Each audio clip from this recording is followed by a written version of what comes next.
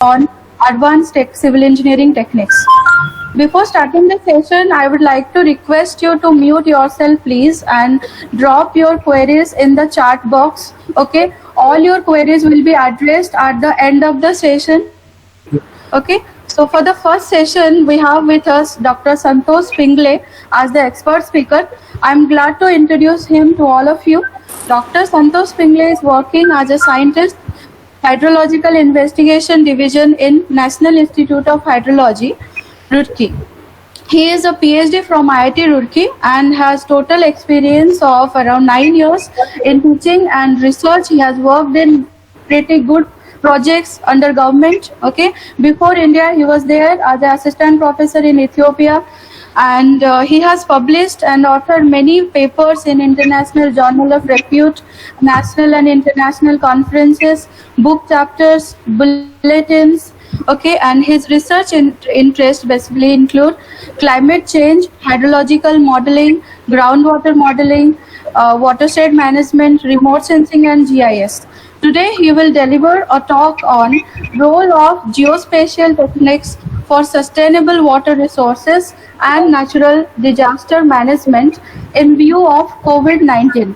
So, may I request Dr. Santosh to start with your session, please, without wasting your time. Please, Dr. Santosh, you can continue. It's all yours now. Yeah. Good morning to all the participants, organizers, and friends. Today, I am very thankful for organizers for giving me the opportunity to present a special talk on geospatial techniques.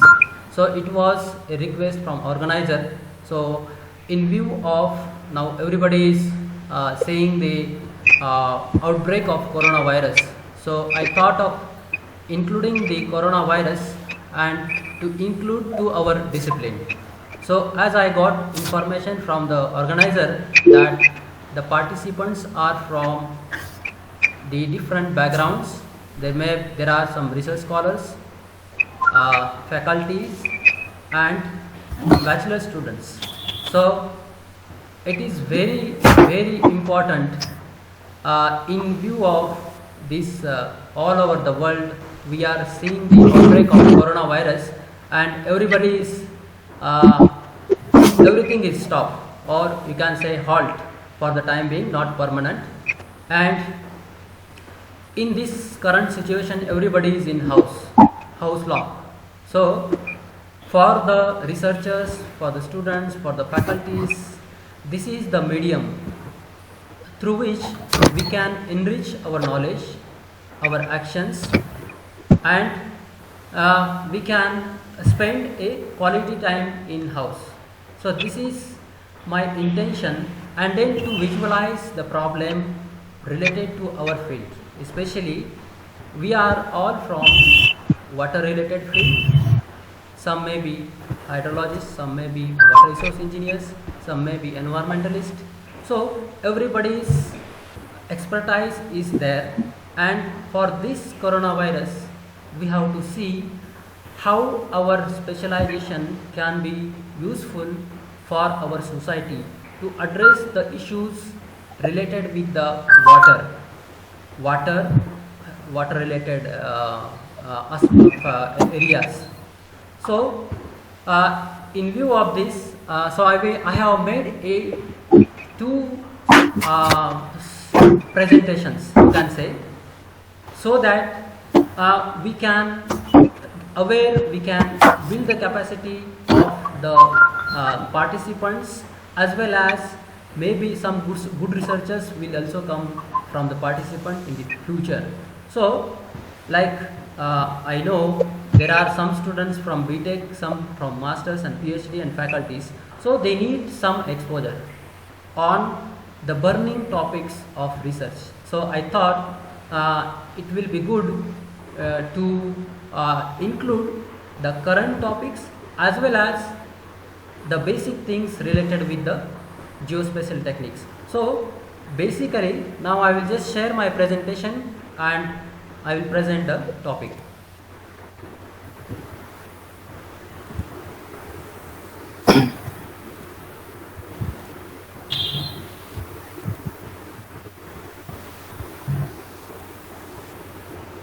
Just a minute.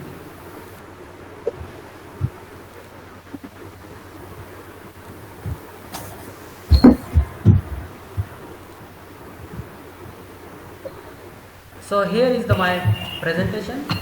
Is it visible? Is it visible to everyone? Yes, sir. It is visible. No, Okay. not yet. Yes, sir. It will take some time. Yes. Okay. So today's topic on the talk is role of geospatial techniques for sustainable water resources and natural disaster management in view of COVID-19. So here we have to see how our geospatial techniques are useful for addressing the various issues related with the natural disasters, as well as you can say, when we say natural disasters, it includes the droughts, floods, like hot heat waves, or this is also a coronavirus is a one type of disasters which is came in picture very recently, and it is spreaded like anything all over the world. So my presentation is already, I told you, first of all I will give you a brief overview on the three aspects like geospatial techniques, natural disasters and water resources sustainability. So when we think of the geospatial techniques, we have to fill the problems faced by the community, faced by the policymakers, faced by the scientists. So here it is very important how we can see this problem in these different angles. So if you see the current situation, we have the outbreak of coronavirus, which was reported first on January 2020 in India, and now if you see the outbreak, it is a highly, you can say very high. In connection with the outbreak of coronavirus, again we are facing with different challenge, different other disasters, like if you have came across the cyclone Amphan in West Bengal, which causes a millions of people get affected due to this, as well as some more than 80 people were died. Along with this, we have heat waves, and then the very recent problem, that is, maybe some of you know, that is locust attacks, which are destroying the crops, which are traveling from African countries, from Pakistan, and which are entering into the borders of India, border areas of India, and then destroying the crops. Along with this, now if you see the climate change, again when we are facing the problem of droughts and the floods, we have the post-COVID events, like say when the rainy season will start, again we may have a new challenges related with the water, health, and this one. So when we see these challenges or the disasters, we have the main goal is, or when we have a water resources sustainability and its management, how we manage our water resources, and it is very important, and its sustainability is also very important. So when we see this one, like say because of corona everything is stopped, so our when we say it is a basically it impacts on the water supply as well as water demand in coming few maybe after post COVID event. So there will be a big stress on our water resources, so we need to address this properly.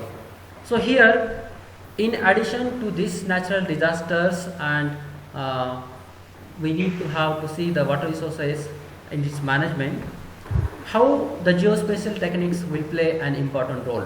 That is very important, that we have to see. So here I have found, or from the general experience, what since from the outbreak of the coronavirus, like using the geospatial techniques, the governments, it is for the government, it is a very good tool for deciding the policy. like deciding the hotspot zones of the COVID-19, as well as water demand and supply strategies we can make, adaptation and mitigation strategies in case of natural disasters. If you have came across the cyclone Amphan, because of the preparedness of the government, we have saved a lot of human lives, including the COVID-19. So here we have seen some applications, but still we need to have improve ourselves. So as a being an hydrologist or an scientist or from a water resources field, when we see these two aspects like water quantity and quality, these are the two important parameters of water, like how much water should available and how it should be, its quality. So if you see these three block diagrams, it represents the water quantity domain and water quality domain, and which is the interaction of atmosphere, subsurface and water resources, which is finally related with the economics, politics and law, how this judiciously utilized by the community. So where each of us, there is a role for the policymakers, scientists and everyone.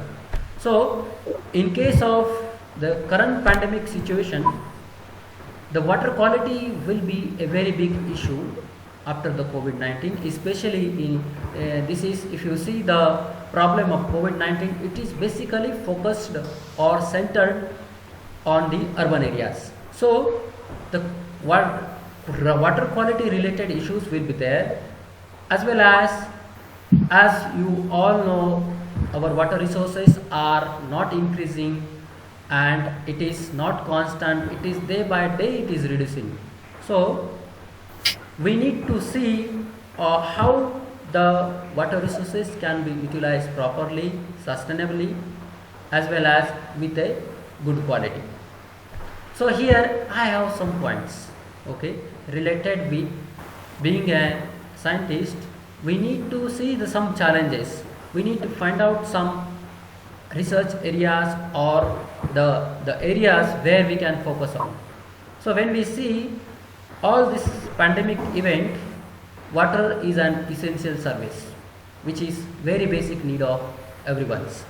So in this case, like, we need to reframe our priorities for water resources management, as well as we have to respond, recover and rebuild our post-COVID-19 world. If you see, after the post-COVID, we may have some challenges related with this. So before that, we have to start thinking and we have to reprioritize, reframe our priorities in related with the water resources.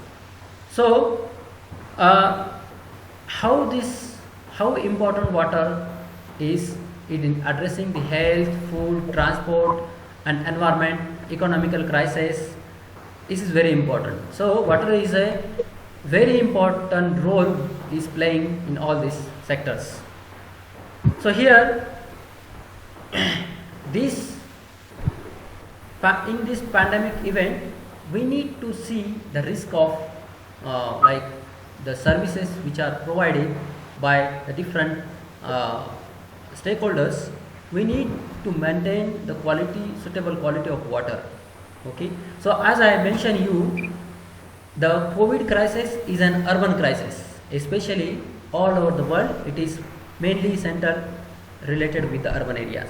So water is basic scarce in the cities in coming into the future. So here this is like now the combination of water and cities, we have to play around this. So this is an COVID-19 pandemic is an wake-up call to urban planners, municipal bureaucrats to integrate water sensitive urban design and water smart cities into their policies. So this includes the peri-urban or semi-urban areas as well. So here we need to address the issues by adopting the water sensitive city approach.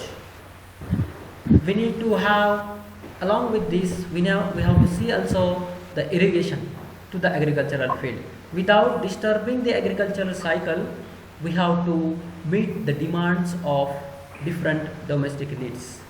So here, as you saw, because of the coronavirus, everything is disturbing, including the agricultural sector as well as the supply chain in India and across the world. So here we have to see the opportunity how we strengthen the water governance. So when we see all this, along with this, these natural disasters, we are also facing a problem of climate change, land use, land cover, and climate change. So particularly in urban areas, water resources are being being polluted at very high rates, and which resulted into the water scarcity. So here, as we all know, we need to understand the potential occurrence of dynamic environments for managing the water resources in urban areas. So how we manage the urban water resources? So here there are some ways, like instead of focusing on supply side option, as I mentioned you, our water resources are not increasing as well as not constant. It is day by day reducing. So we need to focus on the water demand management tools on both the sides, on utility sides as well as end user sides, considering the climate change scenarios as well as under the COVID-19 pandemic situations. So here we need to focus on to save water, reuse and recycle to improve the water management. So here, being an scientist or the investigators, we need to follow a practical implementation of the projects like feasibility, economic analysis and water saving efficiency, which is generally lacking in many of the water resources projects. So here we need to see on the water conservation and demand management options. So we need to also come up with some new ideas, like to promote the sustainability of the water resources and the concept of green building in urban centers, water conservation and water demand management, which is very essential. And there is a scope for other measures as well, and the comprehensive water management plans. So by seeing this, I have came across certain issues which is very specific to COVID-19. So after the post COVID-19, these are the many challenges in future may come, like domestic demands for the water will increase suddenly, then effect of disinfectants, biomedical waste such as the face mask, hand gloves and related health related equipments, which may impact adversely on a surface and subsurface water, which may contaminate the fresh water resources, groundwater resources, as well as it will also impact on the environment. In addition to this, there may be the virus movement and possible contamination in surface and subsurface waters, geological formations, which yet to be investigated. So for researchers, we have a scope how this will impact on our water resources. Certainly, the creation of water resilient infrastructures is needed to manage such type of future challenges, as well as how we have to also see how the greenhouse gas emissions will impact on the hydrological cycle, or we may say the hydrological parameters in the region. So these are the upcoming future challenges we may face. So here now we have seen the opportunities and challenges, where as a researcher, as a scientist, as an young researchers, we may focus. So now the role of geospatial technology is very important. When I say geospatial technology, means it includes the remote sensing, geographic information system, as well as the other modeling techniques. Okay, other hydrological modeling techniques which are related with, because we are not focusing on other areas, but we just stick with the water resources and hydrology.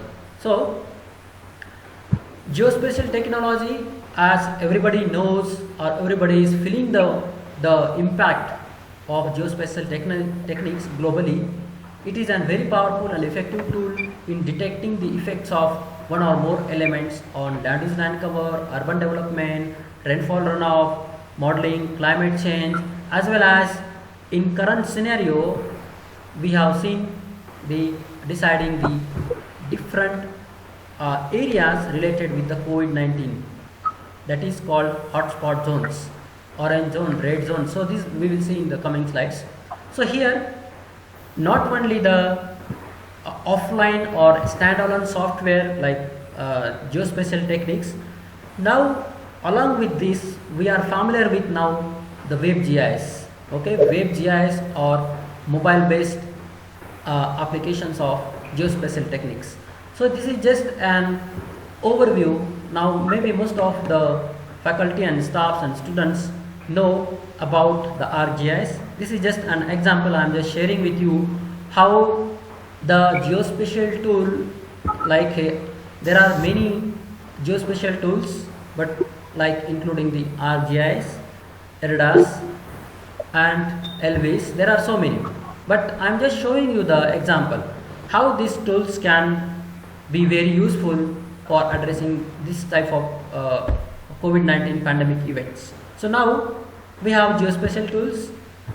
This is software, there is a interface in between, and then there is a mobile, and then there is a database creation. So and then there is a main server. So there is a flow of information from the user end, from the stakeholders to the server, and then again to the policymakers, or in the form of the maps and tables. So we will see this one in the coming few slides.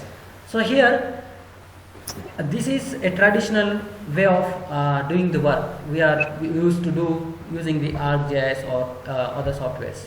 But nowadays very familiar or popularly known techniques are coming, like web-based GIS, which are very useful for giving a real-time information for the users as well as for the policymakers, and so that we can decide a quick action on the certain problems. So these are the browsers, applications, as I just mentioned you. So this is how we can use the geospatial techniques in our addressing this problem. So I am coming to this. This is just a platform, so you can get the exposure. Now there are different mobile apps are available, different software available or based on the web GIS, which can address, we can see the different aspects related with the COVID-19. So now this is a one more aspect, like we have seen the geospatial techniques and we are seeing the challenges of water resources management or urban water management or demand management. So here as by Government of India, Niti Aayog given an emphasis on a national tool for water measurement, management and improvement.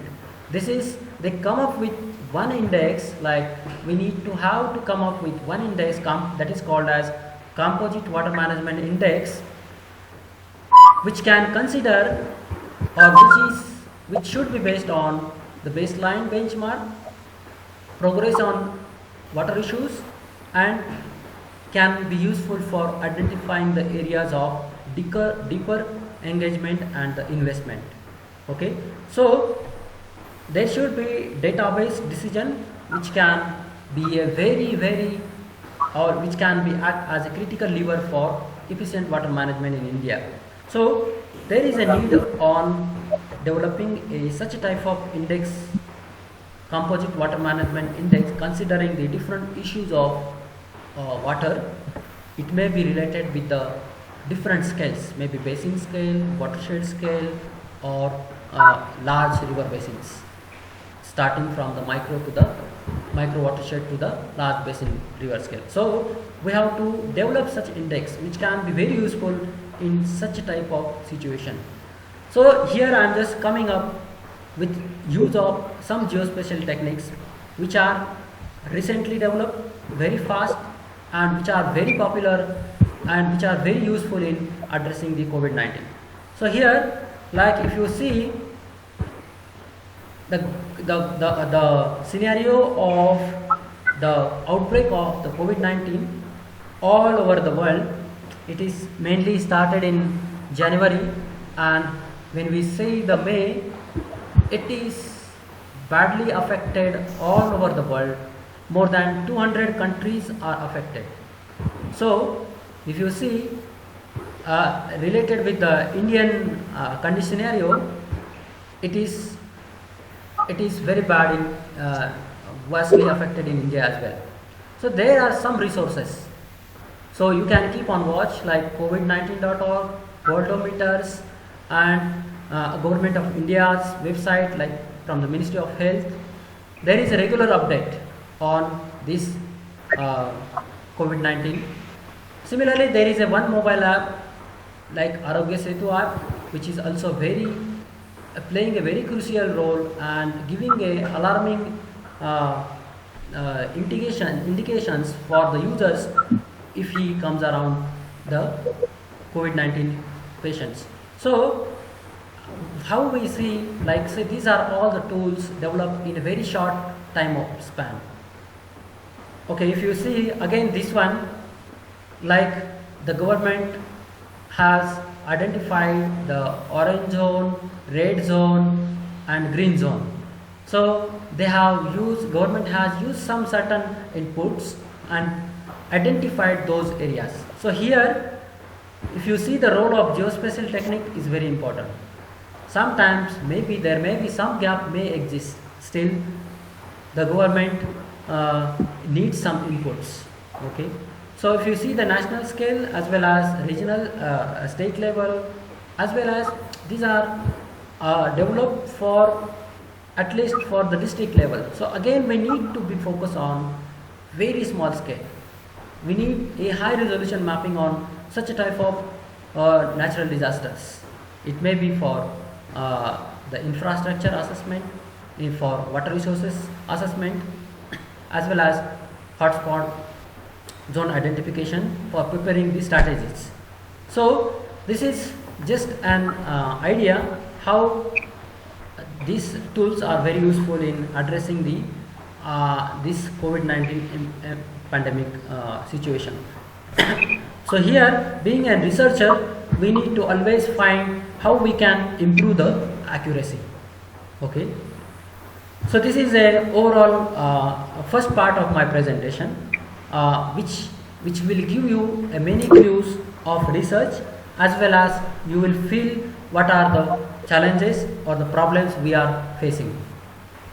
Now, as I told you, we have students, maybe they may are not familiar with the geospatial techniques, starting from the basics. What is the remote sensing, what is the GIS, and so on. So for them, this may be new. For the mid-level or for the advanced people or the participants, this may be the refresh. They can refresh their knowledge. So basically, when we see the overview of remote sensing, it is a art, science, and technology of obtaining the reliable information about a physical object and the environment through the process of recording, measuring, and interpreting the imagery, which is a digital representation of energy patterns derived from the non-contact sensor system. So basically, remote sensing will give us an idea about the environment, about the physical object exists on the earth surface without coming into the contact. That is the special feature, and it has a wide coverage. This is the main benefit of the remote sensing. So here in remote sensing there are different components of remote sensing, which includes the satellite, high altitude data, low altitude data which can be recorded through the flights, and then ground based observations. So these are in detail different components of the remote sensing. In all these, energy play a very important role. So the source of energy is the sun, which radiates the energy, which again get refracted from the earth's surface into the atmosphere, and then those radiation will be you can sensed by different objects like the satellites, aeroplane, helicopters, and so on. So it depends the application of the satellites or the objects is depend on at what scale you want the information. Okay, so this is again it will be the signals will be transferred to the main server, and then it will be processed, and then there will be the final product. So in case of when we see all over the globe, there are several satellites are available which are revolving around the earth and giving us a very from very high resolution satellite imageries to the low resolution satellite imageries. When we see the Indian scenario, these are the different satellites. It is like from up to 2009 up to 1988 to the 2011, we have various satellites in the orbits like geostationary orbits and sun synchronous orbit.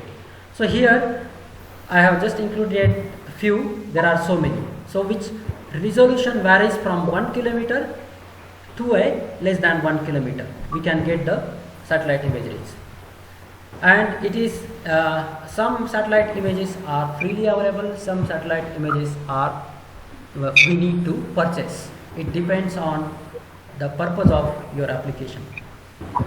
So in all this, I already told you the main source is the sun, which emits the radiation, and remote sensing uses that radiant energy which is reflected and emitted from the earth's surface at various wavelengths of the electromagnetic spectrum.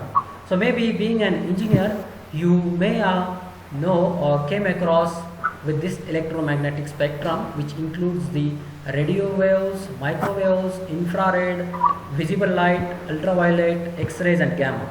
So the range of electromagnetic spectrum, it varies from 0.003 nanometer to 300 meter, and in between there is a so for each this electromagnetic spectrum there is a different applications. Okay, so basically when we say the image or when we see the satellite image, it is basically a digital image which represents the you can say the pictorial representation of the image, which represents the at what wavelength or the device has detected or recorded that particular image. So it is basically represented through the digital numbers, which varies from 0 to 255. Any image, not only the satellite image, we see which is basically representation of the digital numbers, which varies from 0 to 255. So which is like one pictorial element which represents a single brightness value, which is called as the digital number. Okay, and which you can say the pixel. The pixel has both spatial and spectral property. Okay, this is we can just see. Now in like this pixel, there are several pixels in a when we see any image. Okay, so a row of pixel represents the scan line, and which whenever the satellite or the object moves, it records the number of pixels. So these are basically just a small example of how the number of pixels you can see. So like this, how the image satellite image forms. So like this, there will be several number of scan lines in a horizontal, that means in a row and column wise, and it forms the picture. So here in like when we see this one image is composed of different bands of wavelength. Okay, the information from a narrow length range is gathered and stored in a channel, so which is basically that one channel, which is also called as a band. So again, when we see the band, there are the image, like it is classified as a single band and then multiple bands. So when we see the single band image, it will looks like this. Like say, when only one band of electromagnetic spectrum is sensed by the device. Okay, we can visualize this one. So when we have the multiple bands, like of when the multispectral sensors, like basically, again this is we have very short time to explain the remote sensing, but with this I will just try to explain briefly about this one. So basically, there are multispectral sensors are there, which detects the light's reflectance in more than one or two bands, which gives us a colorful image. Okay, so when these three bands, basic bands, like they combined together, like red, green and blue, which gives us which forms an image in a colorful way or in a different color. So this is a like multispectral remote sensing. This is a very vast topic which needs a more time to address this issue. So here what I told you, in case of multispectral remote sensing, these are the three basic bands. Like say, when we see any photo or a natural image, it is basically representation of blue, green and red bands. Okay, but in remote sensing we consider as a false color composites. When we see satellite imagery, it is basically representation of the different bands. Like in here you can clearly see this is the true image which can be sensed by the satellite. The color, red color will be represented by red color, green will be green and blue will be blue. So it will give you this is the true picture of the object.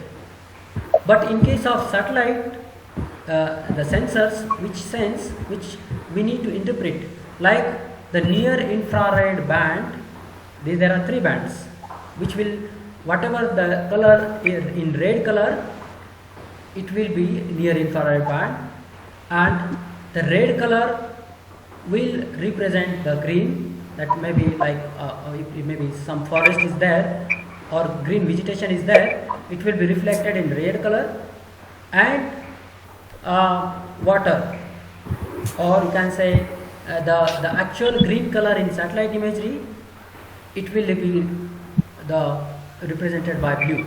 That means, so this is how the images is represented in false color composite and true color in remote sensing.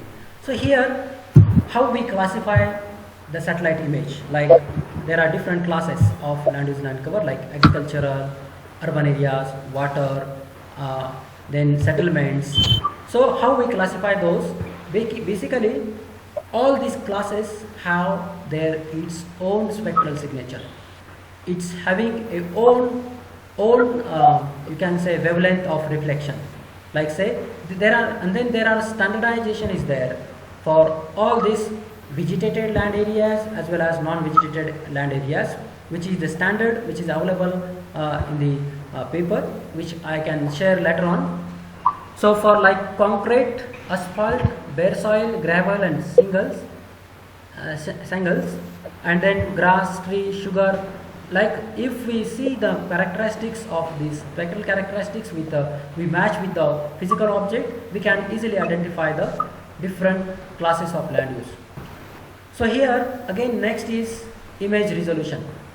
Okay, so as when we talk about the image resolution, it is basically classified as spatial, spectral, radiometric and temporal resolutions. So for any particular object, when the satellite is capturing it, what is the spatial resolution, what is its spectral resolution, radiometric resolution and temporal resolutions. The quality of picture will depend on the image resolution. So this is just a representation.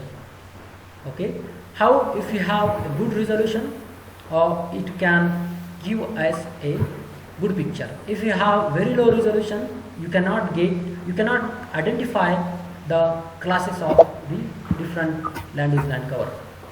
So here it depends, basically the spatial resolution is depend on the size of the pixel which is sensed by the instrument and from the distance. So here this is very important. Another is the spectral resolution.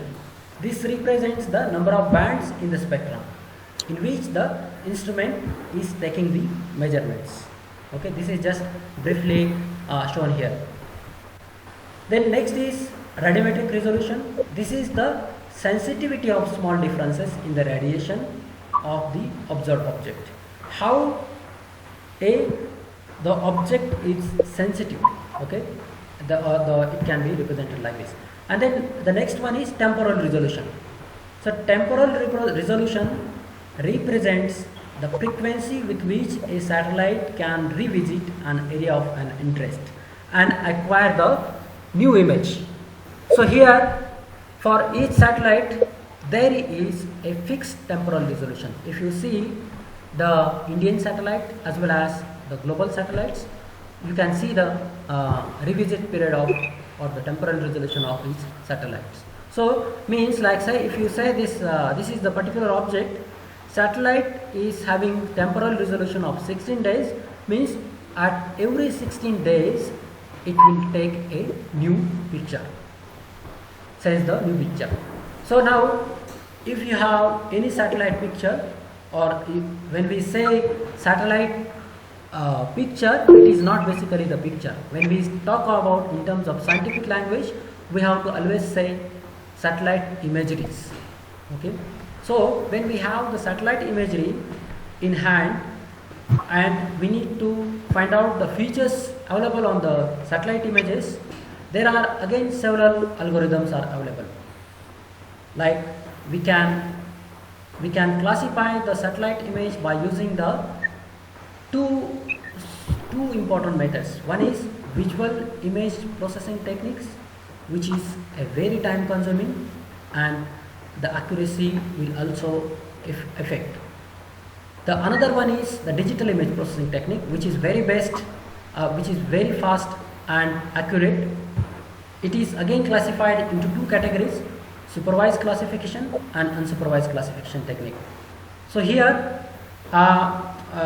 when we say the supervised classification techniques, the image or is classified based on the certain type of the information which we get from the spectral signatures. We identify certain classes and then model will run for the rest of the area. So this is called as the supervised classifications. In case of unsupervised classifications, first we apply the algorithm. There are several algorithms are there in the remote sensing software. Like if we use the ERDAS, we classify the whole complete image and then we cluster, or we identify the pixels and then we reclassify it based on the pixels, and we identify the classes like agriculture or urban areas or water bodies. So here along with this we use because this what I told you, In case of remote sensing, there are different types of bands are there. Like from there are 8 bands, like from starting from 1 to 8. Each band is having their each own characteristics. So if you want to, it depends on your purpose of your objective. Okay, if you want to classify land use land cover, you can take the basic bands.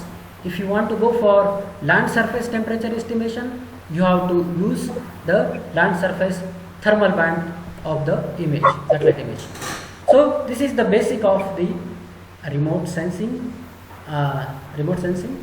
So when we see the advantages of remote sensing, I already told you, it is giving us a repetitive information about an object for an inaccessible areas where we cannot go, as well as it is a very important tool like assessment and monitoring of the natural disasters like floods, landslides, earthquakes, tsunami, and so on. So even we can see post-COVID impact on the environment as well during and after the post-COVID. So here there is a several application of remote sensing. Here I am not going in detail. You can just see from this slide. So what I told you, maybe this is just for to show you one satellite image how it looks like. This is the ICONOS 1 meter panchromatic imagery of the any particular area. So this is a, again when we see the when I say resolution, this is little bit low resolution image. Okay, this is the Landsat MSS and IRS list 3 image, which we can see how the satellite image looks like. Then when we classify the satellite image by using the any suitable softwares like ERDAS, which can easily classify the image, like we can identify the different classes. Now it is very important, like say when you are very expert, even there is a chances of errors. So whenever we classify satellite image, we need to do the accuracy assessment. So in accuracy assessment, generally when we classify the image, the accuracy of is measured in terms of the two indicators like overall accuracy and overall kappa statistics. These are the indicators of identifying or assessing the accuracy of the satellite image. So whenever there is a overall accuracy is greater than 90% or 85%, it can be considered as a good classified satellite image. Okay, so there is a more detail available on the papers related with this. I will share after the presentation. How there are some certain statistics are there. Again, there are some sub classification of accuracy is there, like overall accuracy, users accuracy, and so on. There are different accuracies. So this is all about the remote sensing. Then a small overview on GIS, that is Geographic Information System. This is now we are seeing the benefit of GIS in COVID-19 pandemic situation. Like say basically GIS is a computer based tool for holding the information, displaying the information, and manipulating the huge amount of spatial data, which cannot be possible manually. So here there are, like say this is the basic representation of the GIS, like this is the real picture of the land surface having a different information, like it may have some streets, buildings, and customers. If you want to get the information about each of this object manually, it is very difficult. So using the GIS we can get this easily. So here, why only GIS, why not other options? Okay, so because when we see this one, there are many challenges we face in current time, like there may be some land management issues, property issues, data on land values, taxation assessment, site selection for water resources structures, water resources projects, and many things. Then to take the least cost decisions. Then proximity of our land to other facilities. So there are many challenges we are facing day by day. So to all this, to find out the solution, GIS is the best you can say tool. So here when I talk about the GIS, it is basically represented in the form of the raster and vector layers. So this is the real world scenario, and when we extract the features from this one, it can be represented in two ways. One is the raster and another is the vector layers. So in raster layer, raster is basically represented by pixels with values creating a grid which allows a certain types of operations. Not only, it is not possible with the vector data. Okay, this we have to remember. Whenever we do the interpolation or any processing, we need a raster layers. So whenever we have to convert this vector to the raster and raster to the vector, depends on the objective. So here data can be, in case of vector, data can be stored as a points, lines and polygons. Like some streets can be represented as lines, polylines. Some settlements can be cities from water bodies, which can be represented like polygon and points. So basically vector uses the less memory than the raster format, and which does not lose the positional accuracy. So here these are the two basic things we need to understand when we start with the GIS software, like vector and raster layers. So what kind of analysis we can do with GIS? So I'm just coming up with the main thing. We can do the measurements, we can do the calculations of different statistics, we can do the queries like which area is highly affected, which area is medium affected, which area is low affected. We can also create and you can say the queries, buffering, filtering, we can overlay the map, we can do the transformation, we can reclassify, we can do the network analysis, like we can identify the shortest path of the water distribution network for constructing the water distribution network, for transferring the water from one source to the other source. We can do the special interpolation, grid analysis, surface analysis. So there are several applications of the GIS. But so this is in more in-depth application which you can visualize, like for urban planning, environmental science, political science, civil engineering, business, education and real estate and healthcare. Now in healthcare we are seeing the use of these GIS techniques for identifying the hotspot zones related with the COVID-19. Okay, so now whenever we go for GIS, the first step in GIS is, if you have any picture, there is no meaning.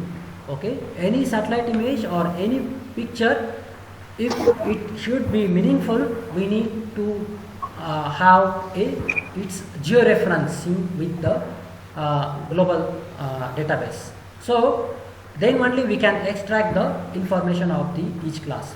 So here when we start with georeferencing, you have to always keep in mind, we have to select a proper geometric correction model, we have to define it, the model parameters, we have to select accurately correct control points by using the existing database. Maybe it may be from GPS or it may be from some observations, and then we have to classify georeference that particular image.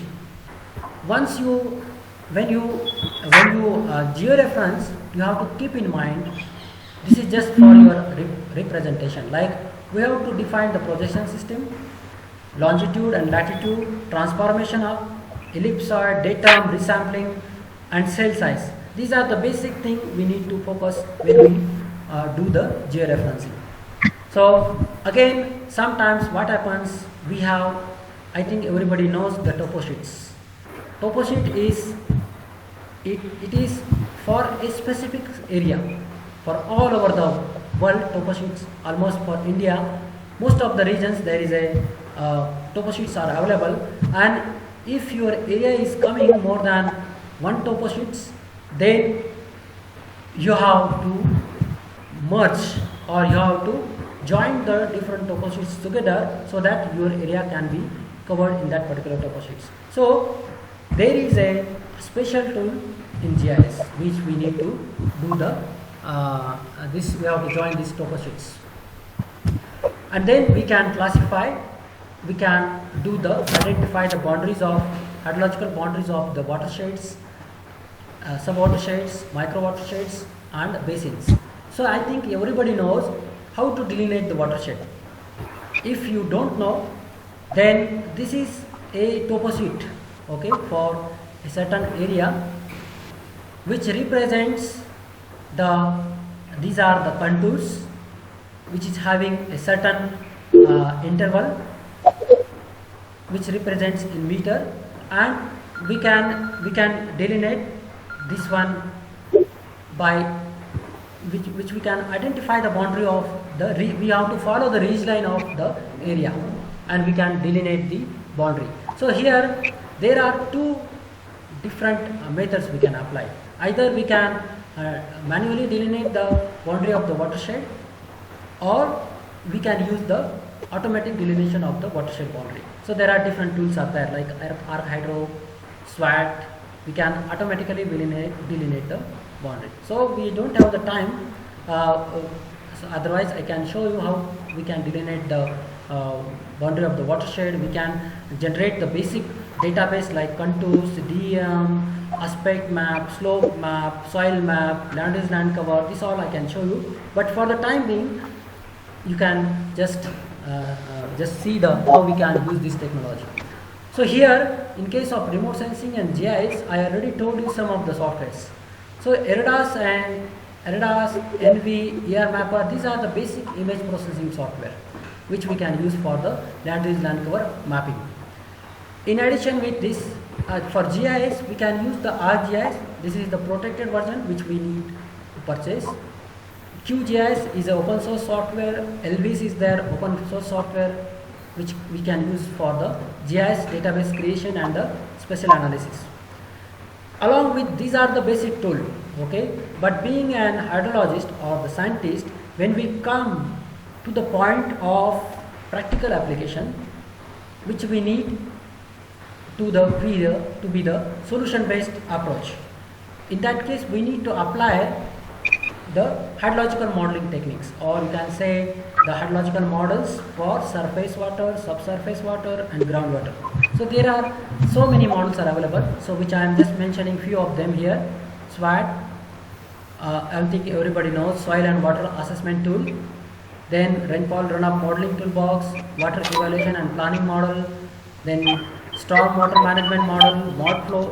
These are the basic hydrological models which are working in line with the remote sensing and GIS. Okay, so we are getting the input database from those softwares, and we apply the techniques and we get the solutions. So here there is a remote sensing GIS based exercise. The students can practice, faculties can practice, like when we have the satellite image, it will not be in a proper format. So we need to do the pre-processing, that is called as layer stacking. We have to do the stack the different layers, then we can make the image ready for the classifications. Then you can do the supervised classification and unsupervised classifications. We can do the accuracy assessment. So this is a simple exercise which you can do. There are several you can say the tutorials are available, as well as I can also provide after the this session, and in case required we can take another session for this one.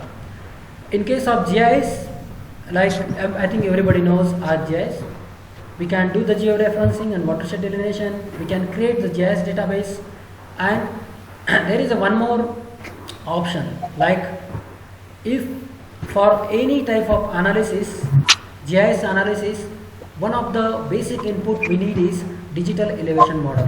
Okay, so digital elevation model we can get it from different sources. Maybe from GPS survey, we can create high resolution DM. We can download from some open source websites like Aster 30-meter digital elevation model, SRTM 90-meter resolution model, and there are some other models are also there. we can download it for any our area of interest, and we can create the digital elevation model which can be useful for further which can be input for further another models. So here generally what we face in today's time, we are lacking on high resolution digital elevation models. If you want to create a high resolution digital elevation model, it needs more time and it needs more money. So it is very difficult to create a high resolution digital elevation model. So here there is a one more I want to emphasize on. Everybody knows the Google Earth. Okay, so it is a very simple technique. You can also create a digital elevation model by using the Google Earth.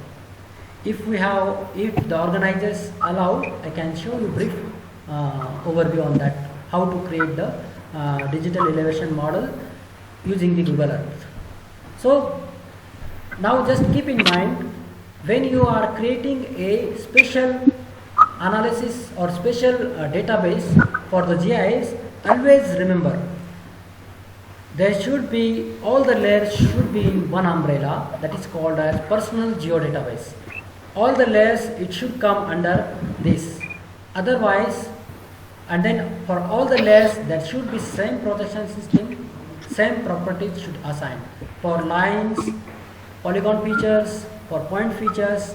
Otherwise your model will not be correct, and then you will face later on problems. So my advice is, for all the layers, either it may be line or point or polygon, you have to uniformly provide the same projection system. So this is a one slide, like what are the data required for hydrological modeling, like digital elevation model. I told you open source sources. Then land use land cover maps, we can get the land use land cover map from National Remote Sensing Center as well as from the Global Land Cover Facility. Then soil map, like you can get it from the regional soil department or from Food and Agricultural Organization. Climatic data, there are many sources. You can get it from Indian Meteorological Department or from this SWAT website, as well as some hydrological data which we need for hydrological modeling, like observed stream flow, river flow, runoff data, sediment data. Some of the data you can yourself measure, some of the data you can get it from different agencies like Central Water Commission, Central Groundwater Board, and some state government departments which you can get the data. So with this data very useful for doing the impact analysis. So now with this a brief overview, I just want to conclude on my presentation. So what we saw in my presentation is main issues. What I have addressed is important issues is like water resources and demand management in view of COVID-19 pandemic and the climate change scenarios. We need to, water demand management is an important strategic approach to meet the challenges of increasing water scarcity. Another is comprehensive water management and climate change adaptation strategies must be developed to suppress the adverse effect of changing climate. There is a need to develop well-designed standards and operational processes on urban water demand to reduce the impact of climate change. Then, instead of focusing on supply side option, we need to apply water demand management tools on both the sides. And the last, development of water management techniques and their integration with supply management options. It can provide an alternative option in case of this pandemic situation, as well as in case of the natural disasters. So here, when we talk about the remote sensing and GIS, the quantification of land use land cover is very important, as well as the climate change impacts on water resources sustainability. So if you know the quantification of land use land cover over a period of time, we can understand how we may go for the future. future planning of the water resources, how it may impact on the water resources. So this is the one aspect which we can get it from my presentation. Another is strengthening the capacity for the sustainability of the water resources for monitoring the adaptation measures. So being an scientist or as a faculty or a student or researchers, during this lockdown time we may have to utilize time effectively, we have to strengthen our resources, we need to build the capacity among the different stakeholders.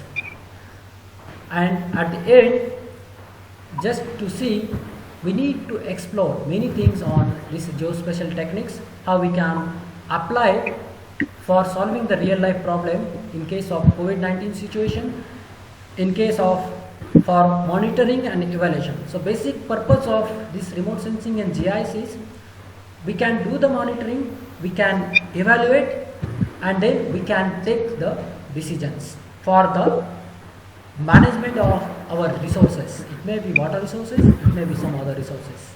Okay, under the land use, land cover and changing climate at basin, watershed or regional level scale planning. So this is at the end, just I want to say in future, this is the statement made by Dr. M.S. Swaminathan. He says that the future belongs to the nation who have grains, not the guns. But I just want to add in that future belongs to the nation who have grains and water, not the guns. With this, I finish my presentation, and if the participants is having any